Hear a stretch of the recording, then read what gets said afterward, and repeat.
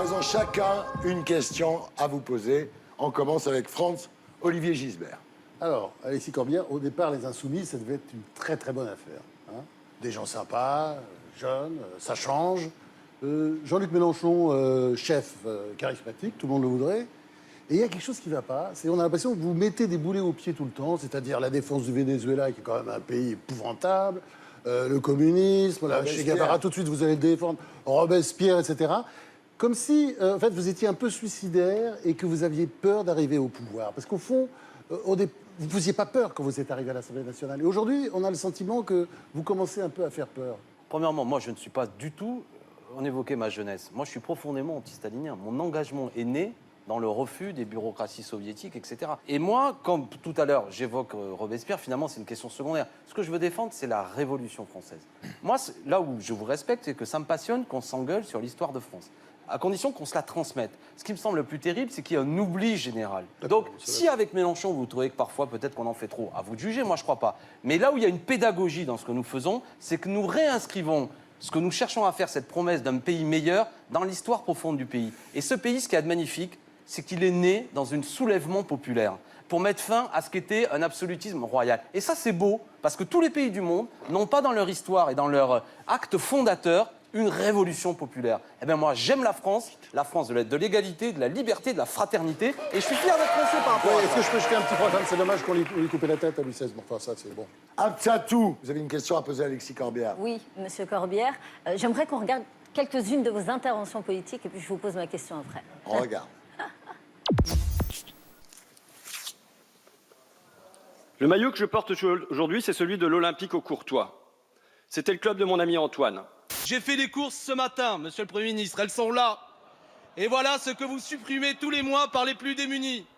Le président Mélenchon vous le montre.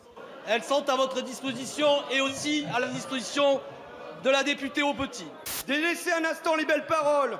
Ne me répondez même pas un mot, pas une phrase. Je n'en serai pas outré. Faites simplement un geste. Sortez le carnet de chèques. Merci, monsieur le député. Ce pays. Écoutez, franchement, c'est saoulant, quoi. Oui, c'est saoulant. On vous dérange? Eh bien, débrouillez-vous entre vous. Nous, on s'en va. Allez, bonsoir. Merci, monsieur le président Mélenchon. J'ai souvent l'impression que la politique est un cirque. Quand je vois ces images, je me le dis encore un peu plus. J'ai envie de vous demander, ces sorties romanesques qu'on peut voir, ne desservent-elles pas vos propos, votre combat, que je respecte, et surtout ne servent-elles pas à masquer la pauvreté de certains de vos raisonnements politiques? Alors, honnêtement, vous avez le droit de pas du tout être d'accord avec ce que je dis. Je comprends. Et même de trouver ça peut-être à l'arrivée pauvre. Ça me touche. Mais ceci dit, je vais vous dire, ça fait 7 mois que je suis élu. J'ai fait 658 interventions, moi, à l'Assemblée nationale. Et je ne suis pas le meilleur parmi mes copains. J'ai présenté et soutenu avec mes amis 2001 amendements. Donc, d'accord? Donc, on a énormément bossé. On est parmi les députés les plus travailleurs, sur tous les sujets, sur tous les ballons. De 9h30 du matin jusqu'à 1h du matin, du mardi au vendredi. Avec tous les problèmes que ça pose. Donc, nous, on travaille. Après, il y a des moments, parce qu'on est dans une société médiatique, j'assume le fait. Et quelque part, ce que j'ai fait sur les pattes, montrer ce que représente 5 €, je vais vous dire un truc, j'en suis fier. Bien sûr, le président de Rugy, de l'Assemblée nationale, m'a reproché ça, il m'a même menacé d'une amende, et puis après, il a sanctionné mon ami Ruffin. On est sur le fil du rasoir, il ne faut pas trop en faire. Sinon, je comprends que vous me disiez, si la seule chose qu'on a à dire, c'est des maillots de foot et des pâtes, vous êtes en droit de me dire, franchement, ça ne vaut pas un clou. Mais quand je considère que ce gouvernement a fait un budget qui a rendu aux 100 contribuables les plus riches du pays 1,5 million d'euros, et qu'à l'inverse, on va taper sur les APL qui concernent les 6,2 millions de Français les plus modestes, leur supprimer 5 € par mois, je trouve ça, je vais vous dire un gros mot, dégueulasse. Oui, mais et j'ai voulu l'illustrer. C'est un peu spectacle, c'est un peu Oui, démago, totalement, parce que ça a buzzé. Non, mais j'assume. 5 €, c'est compliqué. S'il a besoin du spectacle, Il y a des moments, comprendre. je suis fier de ce moment-là, parce que il me semble que j'ai donné de la dignité aux gens pour qui 5 €, c'est une chose. Natacha, votre question, Alexis Corbière. François-Olivier Gisbert, vous parlez tout à l'heure des limites de votre action, ou plutôt de votre image. Moi, je pense, pour le coup, que vous avez un plafond de verre, c'est-à-dire que votre projet est de vous adresser aux perdants de la mondialisation néolibérale, de parler à tous ceux qui sont les victimes de ce système, qui sont en train d'en crever. Sauf qu'il me semble qu'il y en a toute une partie à qui vous ne vous adressez pas. Je pense aux petits artisans, aux commerçants, aux petits patrons de PME, aux paysans. Et pourquoi ils ne peuvent pas vous entendre? Parce que je pense que ce qu'ils attendent, c'est certes une critique de la mondialisation, du libre-échange, de tous les ravages que ça peut faire en termes de mode de vie, d'industrie, d'agriculture, tout, d'accord. Mais ils aimeraient aussi entendre peut-être la valorisation du travail, de l'effort, l'idée de la responsabilité individuelle. Et ça, il n'y a jamais ça dans votre discours. Est-ce que c'est pas ça qui vous empêche de rassembler, de faire ce que vous appelez la convergence des luttes?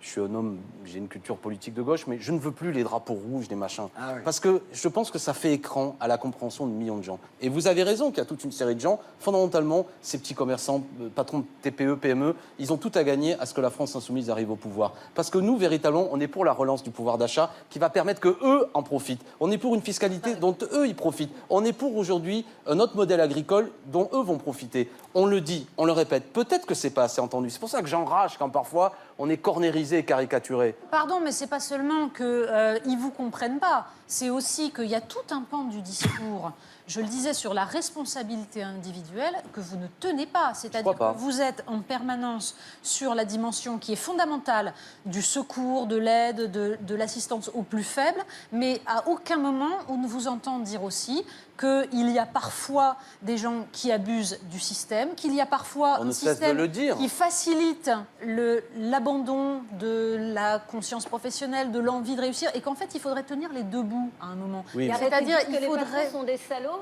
en ne dissociant pas les petits patrons des patrons qui font vraiment des horreurs. Aussi, je vous jure, je n'ai jamais dit ça.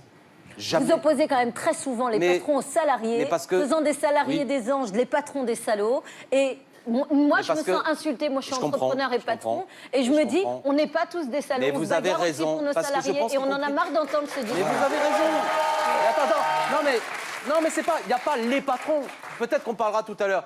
Ce qui est le groupe Carrefour n'a rien à voir avec ce que paye une TPE, PME. Il y a des gens qui prennent des risques, qui mettent leur argent personnel, qui ont le goût du travail bien fait. Il y en a d'autres, ils sont là pour faire du fric. Et ceux qui ne sont pas du fric, je suis pour les frapper. Les autres, ils sont fondamentalement le moteur de la nation. Ils sont utiles. Gilles-William Goldnadel, vous avez une question, j'imagine. Oui, j'ai une question parce que je suis resté sur ma faim il y a à peu près 15 jours, 3 semaines. On a eu un autre insoumis qui s'appelle Gérard Miller. Un ami à moi. J'imagine. Homme charmant. Je reconnais qu'il est assez urbain.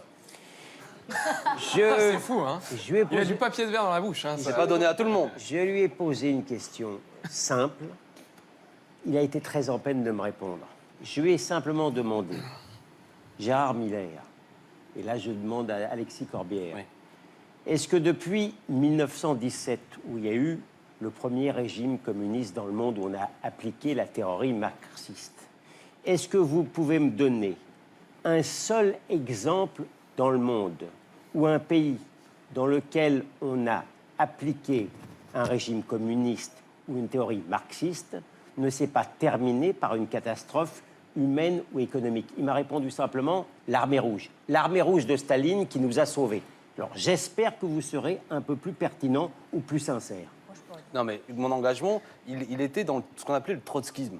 Alors, ça va vous faire hurler, mais c'était cette idée que la révolution d'octobre, cet immense événement du début du XXe siècle, immense événement qu'on ne comprend pas si on n'a pas en tête la boucherie de la Première Guerre mondiale, d'accord? Des millions d'hommes envoyés au massacre. Cette révolution magnifique qui a amené à ce qu'un pays où il y avait des gens profondément arriérés, où les femmes étaient quasiment maltraitées, violentées, va mettre en place l'égalité homme-femme, des mesures de justice sociale, d'accès à l'éducation. Ça s'est transformé en un cauchemar par la suite.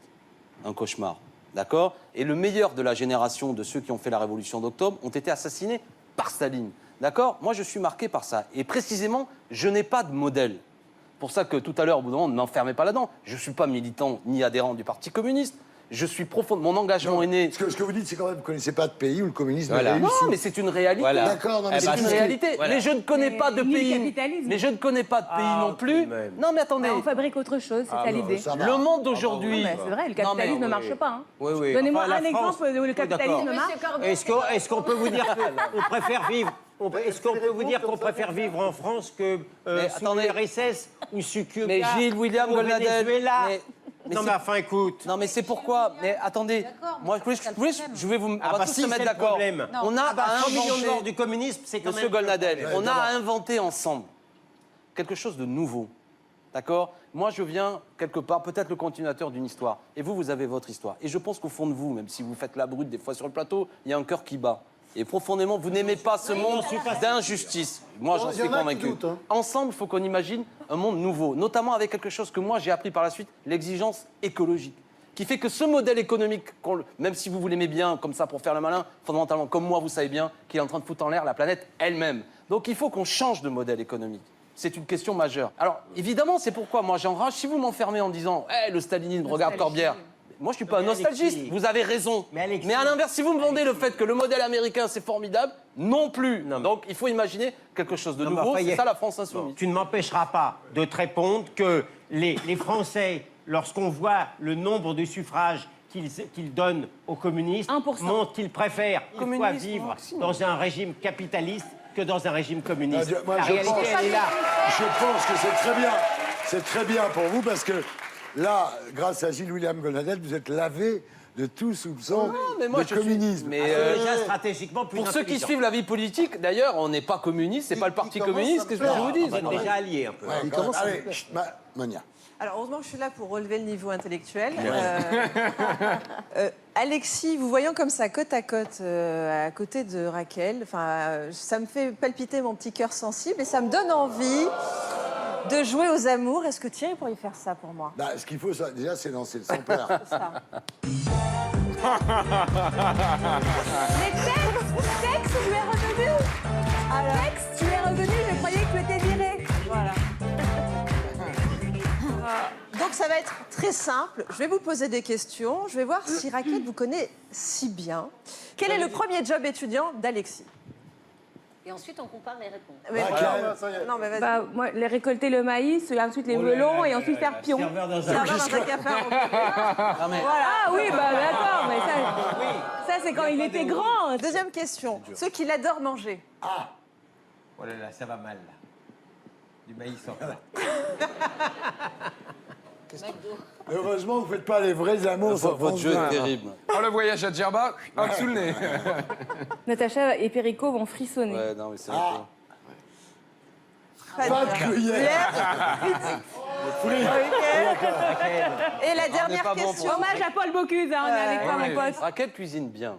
Oui, t'es pas très reconnaissant. Hein. Dernière question. L'objet qui l'emmènerait avec lui sur une île déserte. Mais non, faut lui dire combien de fois par semaine ils font du sexe. Non, mais ça Pour voir non. s'ils disent la même chose. Pour voir s'ils disent la même chose.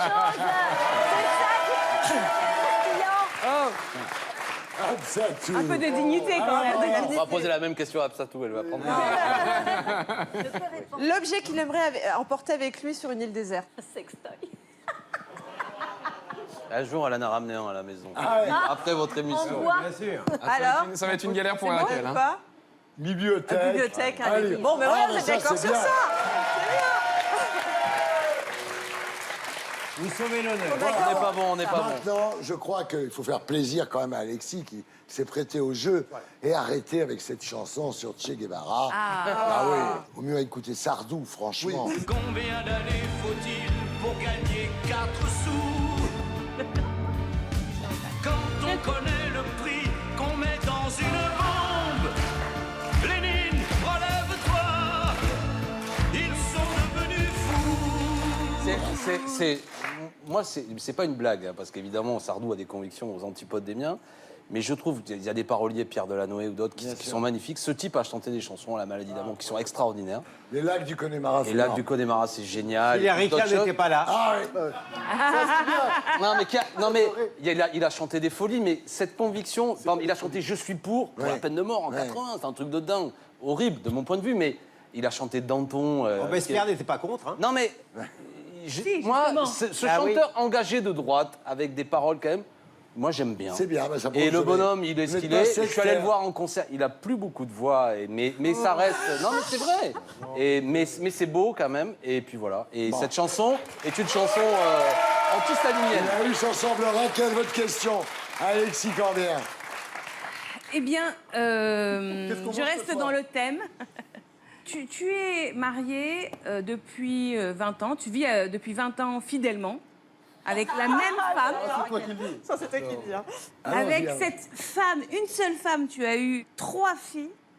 auquel tu enseignes scrupuleusement à l'occasion de toute fête entre amis ou vacances les chansons de Michel Sardou.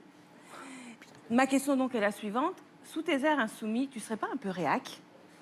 Ah, très bonne question. Oui, bravo. Très bonne question de Raquel. Mais si être réactionnaire, c'est transmettre une histoire, une culture, je suis réac.